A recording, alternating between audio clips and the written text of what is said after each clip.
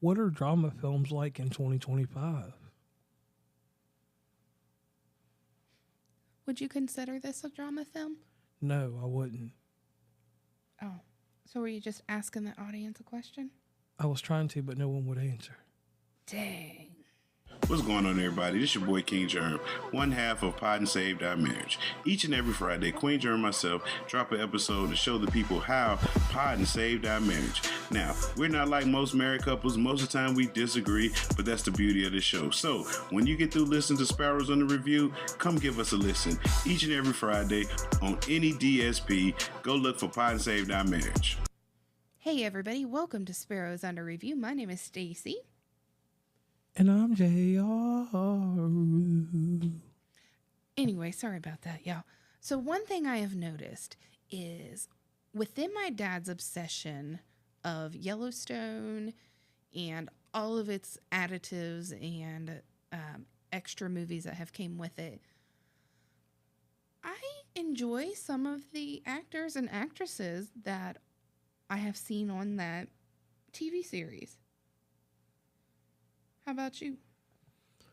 Only like 1881, 83, 83? and 1922. Well, right now I'm talking about Neal McDonough. And the best way to describe him, if you are familiar with Yellowstone, is he is one of the brothers that pretty much tries to take the land from the Duttons. And it doesn't end very well. And literally, he's in every movie you can think of and TV show. Right. And I also found him on one of my cop shows. And he was on Walking Tall. Okay. That's what most people will remember him from. Okay. Probably. Now, He was on Suits. and what was a movie? What was a movie before this we've seen him in? And that's why we've been kind of watching him for a while. It was a movie he just did. Let me go through their filmography real quick. Do you remember the movie? He voiced Bruce Banner in the animated TV series The Incredible Hulk. The movie was called Homestead.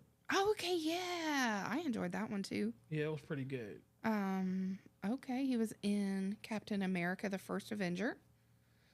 Captain America: Super Soldier. He was the voice of a video game. And he was in Street Fighter: The Legend of Chun-Li as M. Bison. Okay. Oh, he was on Justified. Yeah. Oh, crap. Yeah. Yep. So I'd say that was probably the first time I remember seeing him. And he's always a villain. He plays a good villain, though. And it's his eye color. His eye color is what sets him apart from everybody else. Right. It makes him very notable. Is that the word I want to use? Yes, that's the word. Now, with this movie right here, he was a co-writer and producer of this. And that's very encouraging because this movie, The Last Rodeo, if you watch it from the point of view of I'm just going in to watch something different and I'm going to really enjoy it, this is a movie that I'm going to have to give you a seesaw. The storyline works for me. Some of the outside aesthetics on how they travel and different things don't work for me, which I don't know if they work for you either. But the handling of the bullfighting and all that other stuff, or whatever that thing is they're doing when they ride a bull before they get bull riding. Bull bucking, yes. I have no problem with it. I like that because I don't get that stuff. And we found out about different people being involved in bull riding and stuff like that I never knew about. It made me want to go back and watch PBR again from my childhood. The development of characters, I was a little baffled in this movie because it hurt me that we didn't get enough about his daughter. I wanted a deeper story with her, but I got to remember, I'm selfish. Right. So, did you give the title? The Last Rodeo, yes. Okay. I wanted to make sure because I was still looking for what show he was on that I really remembered him from, which was 911 Lone Star, by the way. Oh, yeah, when he was a bad guy on that joint. Yeah. So, basically, this is one of those miracle movies. Like, something terrible happened and they are either going to overcome it or they're going to be okay with it because, you know, those are your two options. Either they're going to get healed or they're going to find Jesus and everything is going to be okay. Yes, and with religious overtones in movies, you know, at first I was like, oh my gosh, we're about to watch a Kirk Cameron Christian movie. And it borders the line of being, it could be, you know, this could be played at church, but then again, it can't be played at church because certain actions that happen in it when they start fighting and things. So this movie is a good movie for people that are, you know, you're faith-based, and I'm not basing it on religion, but you see the light of day in things. Right. So that's the challenge for this movie, that they have to find the light of day, not for one person, but for two people. It's almost like it's three. Oh, because the little boy is this guy's grandson. Okay. His daughter is the little boy's mom. Yes. And then, you know, that you have the three of them together. And it's all just, you know, he had to quit bull riding because he got hurt. And then his grandson gets sick. They have to have a lot of money for treatment. And he's going to bull ride again. And it kind of leads up to, and it explains everything, like how quick he had to get into it. Like, that seemed really fast. Like, that was the part that got me, as I felt like that happened really fast. But like you said, I'm selfish and wanted just a little bit more in between there. Right. I just needed a little bit more story for this to be something that I could put on my list. Like I wanted this to be something that would carry on for a while. Right. This movie 100% will be on TNT or TBS. Right. It's 100% that kind of feel-good film there. It reminded me of like a 1990s movie. Okay. Like, it didn't feel like something from this generation, even though they sped up a little bit of the transportation and stuff. That's the only thing in this movie. Like I said, that's my gripe. But outside of that, you know. Well, because I enjoyed the movie. I did. I just felt like it seemed more unrealistic.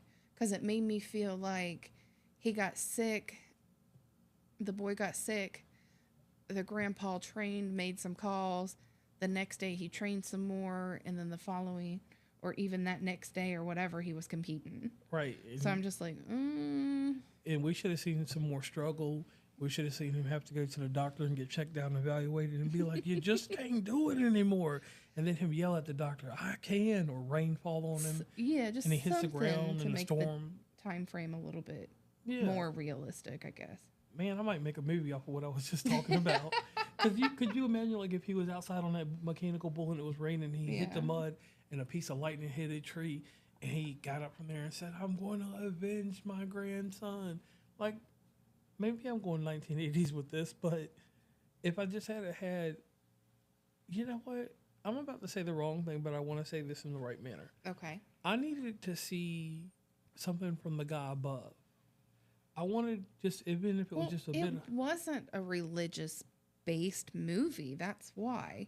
When I was explaining it, I was trying to give my best example of a feel-good movie. Right. But because it has scripture, it's right. I don't know. That's not what I was trying to get at by explaining this. Right. It was the difference in the feel-good movies. Like, it's one of those, here's the heartache and success, compared to here's a movie that will make you feel good and happy and all that stuff in life. Okay.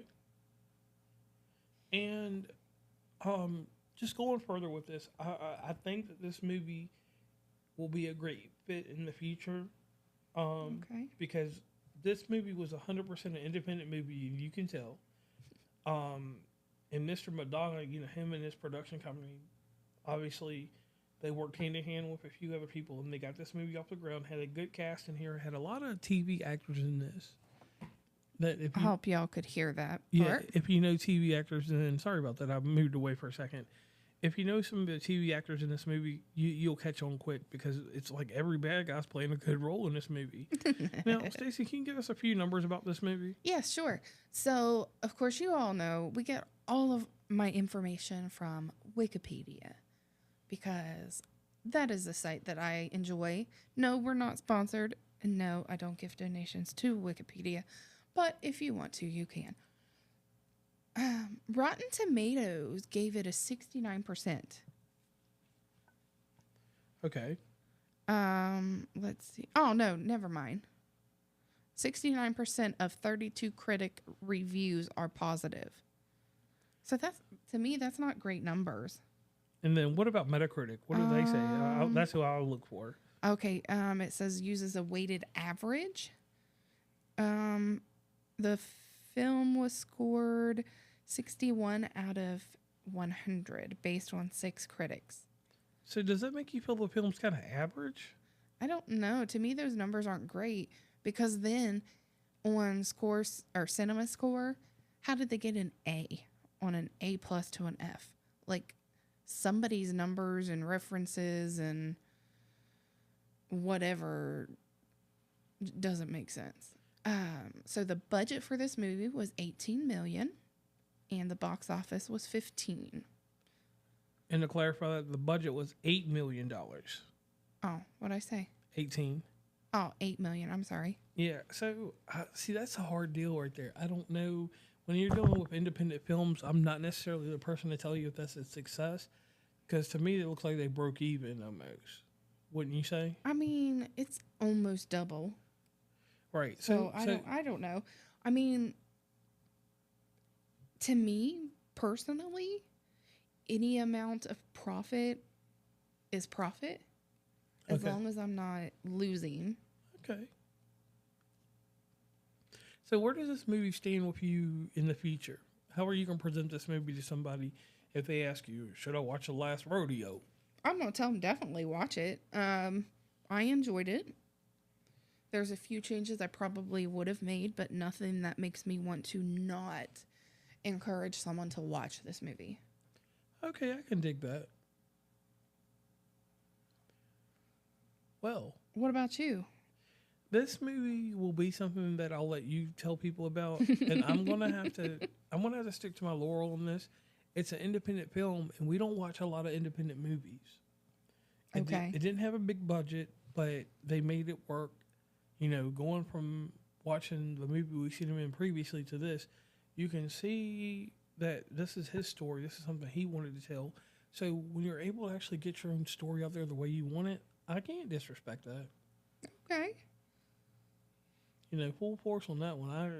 Normally I would have something to maybe take it another way, but I can't even do that to this. Right. And again, you know, y'all know we like to keep these episodes short. So thanks for tuning in. Leave us a comment down below.